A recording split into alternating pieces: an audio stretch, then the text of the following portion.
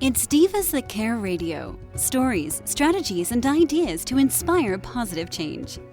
Welcome to Divas That Care, a network of women committed to making our world a better place for everyone. This is a global movement for women, by women, engaged in a collaborative effort to create a better world for future generations. To find out more about the movement, visit divasthatcare.com after the show. Right now, though, stay tuned for another jolt of inspiration. Hello to all. Welcome to Divas That Care Network. I am Joyce Benning, and I will be your host for this absolutely invigorating, robust lifestyle show. I would like to thank each one of our listeners that have tuned in live today and the ones that will be listening to the recording on the podcast.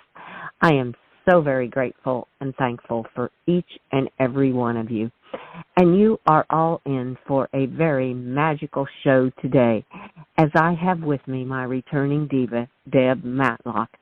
And her and I are going to start off 2024 by chatting about magic and the wildness of the winter season. Oh my, is this going to be one magical show? So Deb, could you please introduce yourself to our listeners today? Oh, I'd be happy to, yes. And my name is Deb Matlock, as Joyce just said, and I'm coming to you from Colorado, which is, as we speak this morning, a little snowy here, a little wintry. And I offer a series of nature connection programs. I have a business called Wildness, and I do practitioner trainings for people who want to create their own signature body of nature connection work.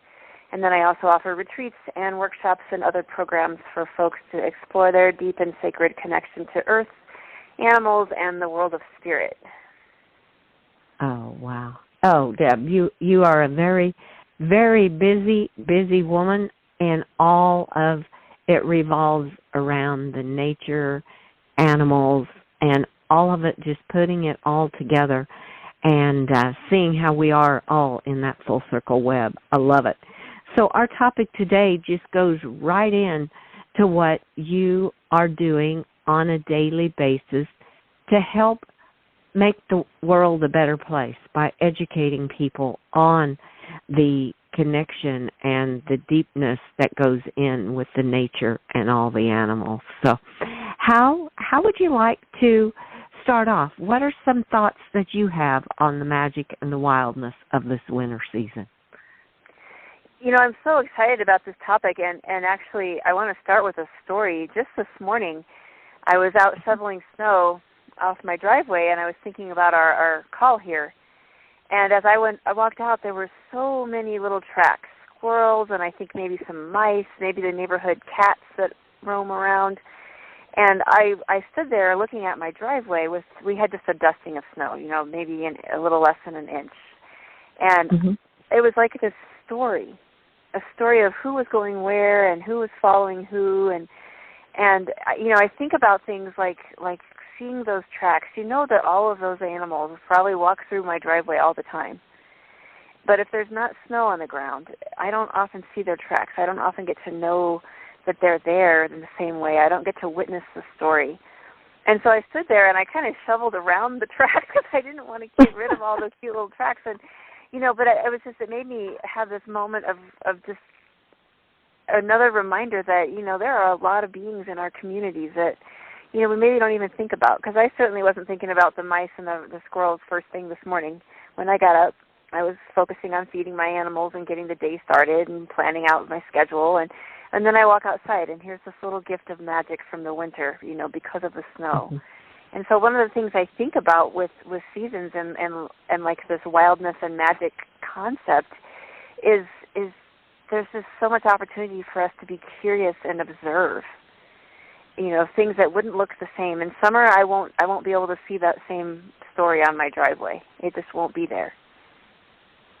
Oh, I so hear you, because it just brings up my thoughts on the last few days. We had a beautiful, beautiful snow here about 3 days ago. It just was falling so peacefully. There was no wind. And the kitties, they were just having a blast in it. They were running and jumping in it, and then they'd kind of slide in it, and they'd take their paws and make little balls because it was really wet, and then they'd roll them around to each other. And they were just having so much fun.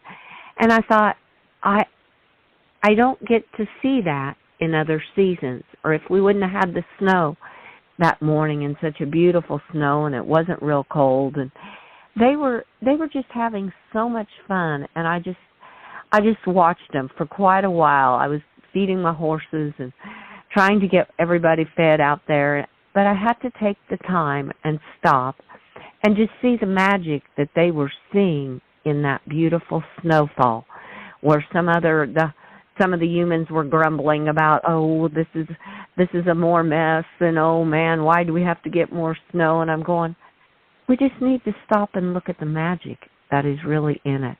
And the animals are, to me, a perfect one that show us on especially days like that of the magic that is in that snowfall and how much fun they were having in it. And the birds were just going through the trees, just singing away, and I'm like, oh my goodness, it was just magical. There's no other way to describe it but the magic that was in that snowfall that it brought to the animals.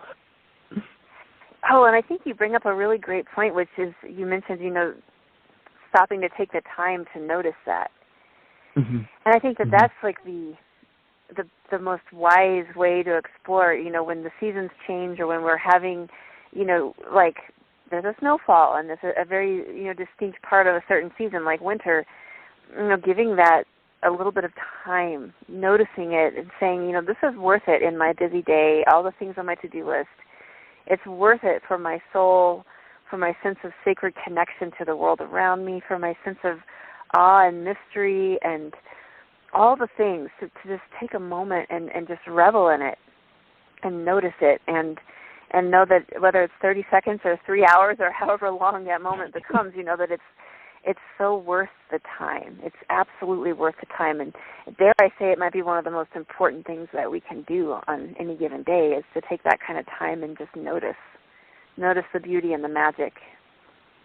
Oh, and I so agree. And for myself, it just renews my soul. It just gives me energy, and it makes me look at life in a whole different way when I take those few minutes to just see the magic that the animals are seeing in it. And it puts a smile on your face, and you're like, oh my goodness, they're out here in it and they're loving it. And my little girl, my dog, she was just having a blast. My puppy, she's 7 months old now, and she loves snow.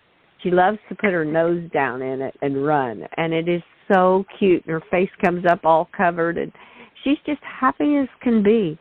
And it's just taking that time to let it, like I said, it just renews my soul. It gives me some energy, and it's like, oh my goodness, the animals see all this beauty in it. And even the baby calves, they were running and jumping. It was like, oh my goodness, we're playing in the snow. It was just magic is what was happening in it. There's just so many ways that you can see that magic. And even if you're not around all the animals, just looking at the trees, because they were just gorgeous. And I'm looking out my window now, and there's just the light dusting of snow on them, and it's just like it's almost like the snow is a blanket to them, and it is just beautiful. Yeah, and I think, it's also one of those ways, like you mentioned, it kind of being a balm to your soul and uplifting your soul, and I know that sometimes it's taking the moment to notice those magical, beautiful things that allow me, that help me figure out how to deal. If I'm, for example, driving in Denver traffic in Colorado and there's a lot of snow and the roads are very messy and it's stressful, I don't enjoy that. I'm not going to sit here and pretend that looking at the beauty of snow is going to make me love driving on those kind of roads. But, it can help.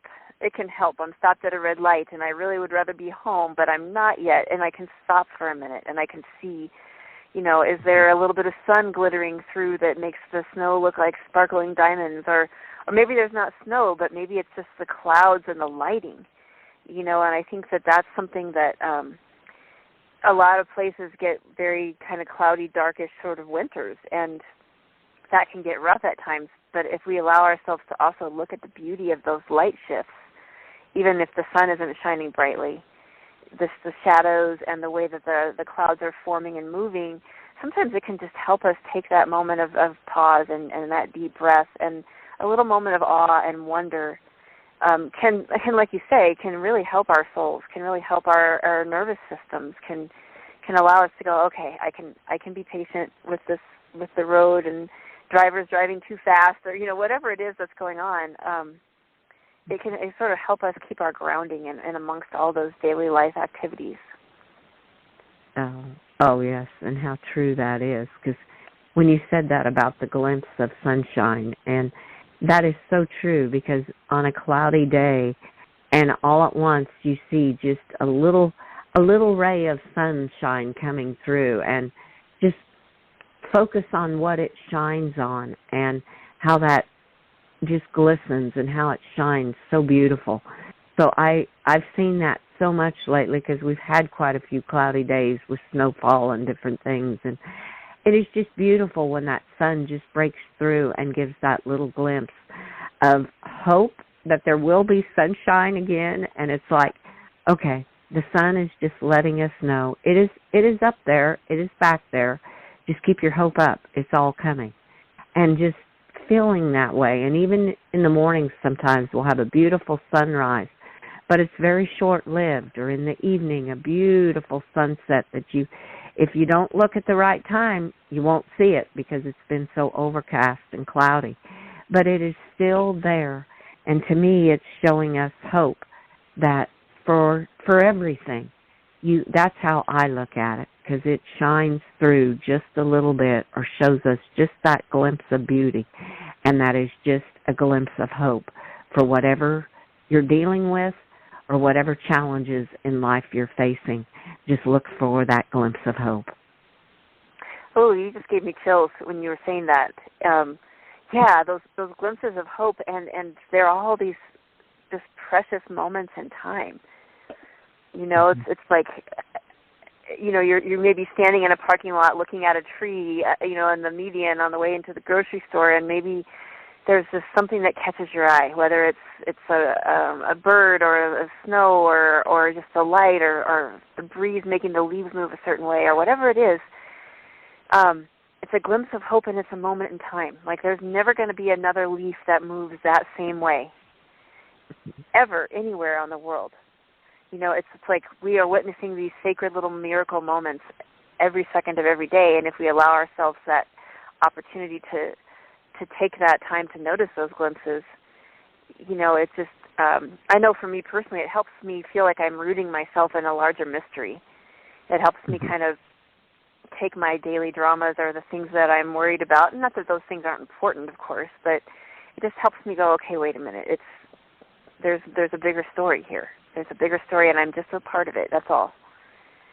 So maybe I'm frustrated with the insurance company, or maybe this or that, but it's like that's just a teeny part of the story, but there's also this magic and these miracles, and I think the seasons can really show us that, and like winter, can be one that it strips us bare sometimes. It's cold, it's dark, it takes more energy to do the things that we normally do, all of those things. It takes us down to a place of maybe essence in a way. Mm-hmm. Yes. Oh, how true that is. And I think of all the nature out there, like with the trees, and how they're out there, and like I said, the snow seems like a blanket on them. Their leaves are gone, so they're just out there in the weather. But to me, they even give me hope, because they know in the springtime again, they will have leaves again to cover them with that beauty. And for us, in personal experience with the trees, I just love them year-round, because they provide such beautiful windbreak from those cold winds in the wintertime. And they give us so much. I think about them all the time, because we also burn wood in the house. And I think, okay, when the tree has served its purpose for so many different things in this web of life, and their life is done, then they come in and they provide heat for my home. So it is just amazing when you start to look at how nature is evolving around with us and everything that it offers us and the hope. It's just like when we're getting low on wood and we have a tree that has no longer is alive, and now they give us hope to bring heat back into the home. So that just kind of came to my mind as I was looking out here at the trees and the beauty that they offer and everything they provide during their lifetime. It's amazing. It is just amazing. Well, and I love, trees as a winter conversation too, because one of my favorite things here in Colorado in the winter is to look at the cottonwoods that are normally just so covered in leaves and, really hard to see their structure. But in the winter when the leaves fall, they're like these dancers reaching. You can see these shapes of their trunks and their branches just twisting and reaching and turning. And I remember once I was walking in more of a prairie part of Colorado, and the cottonwoods like to be by the creeks. They like their roots wet, and so I could see this string of cottonwood trees, but it was winter, so there were no leaves, but it looked like this group of dancers just swirling and reaching towards the sky, and all of this beautiful internal structure that is really hard to see other seasons is so visible in the winter because they've been stripped down, like we were just talking. They're down to the essence. And it's one of my favorite times to hang out amongst the trees because it's just the wisdom and the stories that the branches tell and the directions of their growth and, how this part broke off and this part compensated and grew up. And, it's like there's just such a story to be told. And one of the magics of winter for me is when the deciduous trees don't have leaves anymore. So I love that you just brought that up. Well, and I love how you said then you can see their trunks and how their branches, because I was just out in our pasture. We have a pasture along a creek, and there's lots of trees. And, oh, my goodness, I looked up, and as many years as I've lived here, and I'd never seen how this tree was shaped up at the very top. It was like there was this great big another trunk part of it going off and creating a whole bunch more branches. And I'm going, oh, man, that is just beautiful. It is just magnificent on how they can do that. It is, I love it. So, yes, I love to see the trees in their essence in the wintertime and just look at all the beauty that they have from the bottom of the earth going up and everything that they provide then as the birds are flying through those branches. And it is just beautiful. But, yes, trees are magical. They are just a magnificent part of nature with how they are formed, and each one I feel is different. No two are ever alike because they don't grow up the same. The branches aren't in the same place. And when you stop and think about that, of all the trees that are in this universe, and each one is created differently, it is just magnificent trees. Yeah, and I think, what you just said, it's like, intellectually I know, all the trees are different in the whole world, and there's never two that are the same, but on an emotional level, even just hearing you say that just now gave my heart a skip, because it is to me such an example of the miracle of life, and we're not any different. We all have similar structures, but we're all different. Our structures are going to be different, So while the trees have the roots and the trunk and the branches and the bark and there's very similar structures that make the trees function. But yet each one is so unique and so powerfully wild in its own way. And I think that, as humans we're the same way. And I think that sometimes, the magic of a season can be to help us sort of see what that is. How do we feel in this season? What do we find that we're attracted to in winter, for example? Like you and I are talking about trees. For somebody else, it might be, waterfowl that migrate through their town, and, what is it that pulls our attention, and how does that impact and inform our sense of ourselves as wild beings? Because the seasons impact us, too. Not all the same way, either. Right. Oh, yes. I think the seasons impact humans, each one in a different way. And like you said with the birds, also, geese. I'm always seeing geese fly over, and I hear them before they're coming, and I love them too. I love to watch them up in the sky, and to me, they're just serenading me as they go over, and I thank them for serenading me as they flew over me. So, but it is just, it is just taking the time. I really feel the important step is taking the time to find the beauty and the magic in each and every season. And sometimes I think winter can be the little bit harder one to find it in because it is darkness, it is cold, and but it's still, there is so much beauty out there if you just take those moments to see it. Yeah, and I think sometimes, like what you just said, we have to sort of push ourselves a little bit. Some of us, now I know some people who winter is their season. They're skiers, they're snowshoers. I mean, as soon as the snow falls, they're outside as much as possible. I tend to be somebody who's a little cold, and as much as I love winter, even this morning I was like, oh, I need to go shovel, burr, and I was bundling all up. And then as soon as I got outside and got greeted with all of those beautiful animal tracks, it just felt so worth it. It felt like, okay, this is why. This is why it's worth it to say, okay, what's my comfort zone, and can I push it a little bit?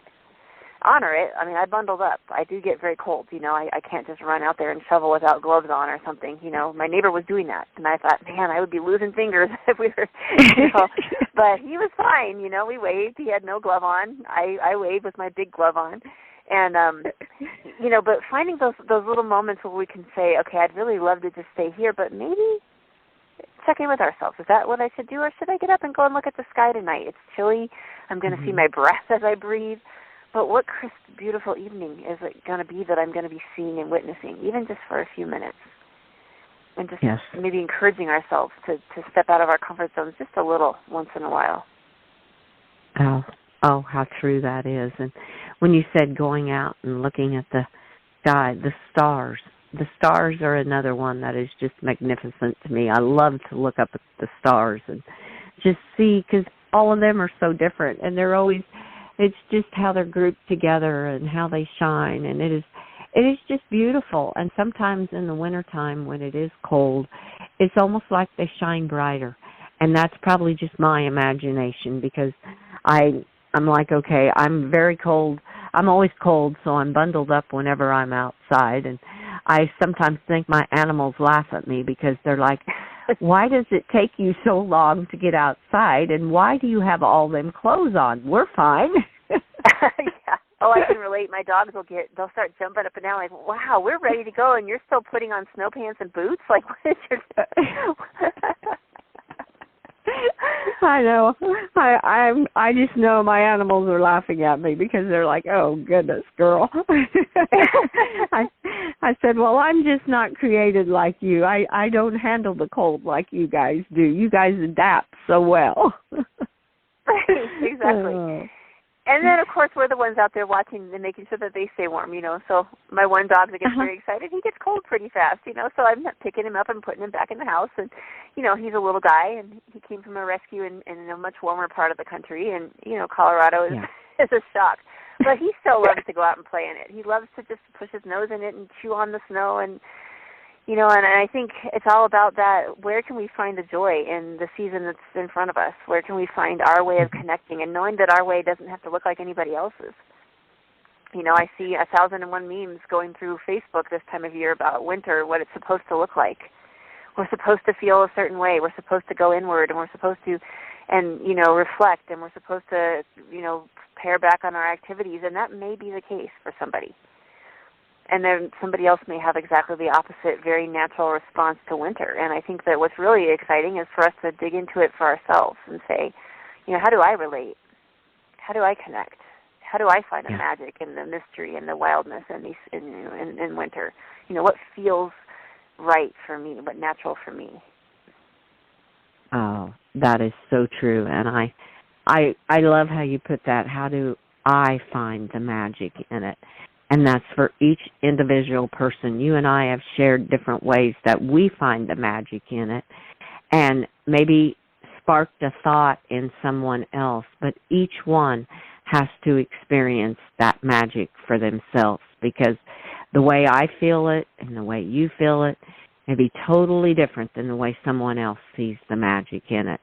So I love how you said that. How do I find the magic in the seasons? Oh, that is so beautiful because it is so true.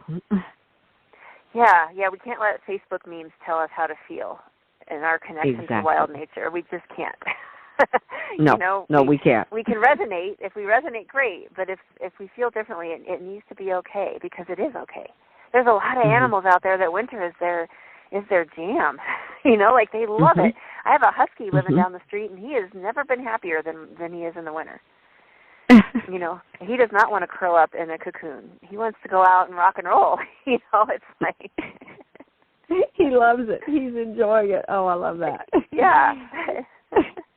Well, Deb, as I knew this show would go so quickly talking about the winter season.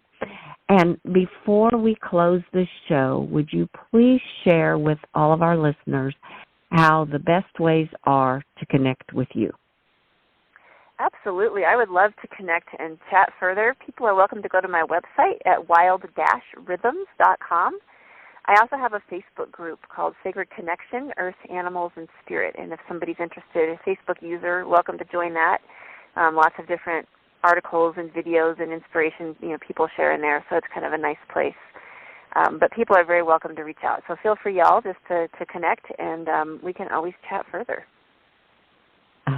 Oh, thank you so for sharing that, because when they hear this magical show that we talked about the winter season and want to connect further, they will know how to connect with you, Deb. And I want to thank you so much for this wonderful show, and I want to wish you a magical day and magical times ahead in Colorado until we chat again next month. Awesome. Thank you, and to you as well. Thank you so much, Deb. And with that, I want to thank all of our listeners for listening to this amazing show with our absolutely incredible diva, Deb Matlock. Please share this show with all your family and friends. Check out all the other hosts and their shows on divasthatcare.com. And remember what her and I talked about today. We just gave you some ideas to find the magic and the wildness in the winter season. But the key is, how do each individual one of you find that magic? And remember, there is no right way, there is no wrong way. It's just how you find the magic in it. And with that, I wish each of you to find the magic in this winter season. Have a magical day. Remember, be kind to all. Give your animals that great big extra hug and share all your love with them as they so deserve it. Until we can connect again on Robust Lifestyles, stay strong and healthy. Thanks for listening. This show was brought to you by Divas That Care. Connect with us on Facebook, on Instagram, and of course on divasthatcare.com, where you can subscribe to our newsletter so you don't miss a thing.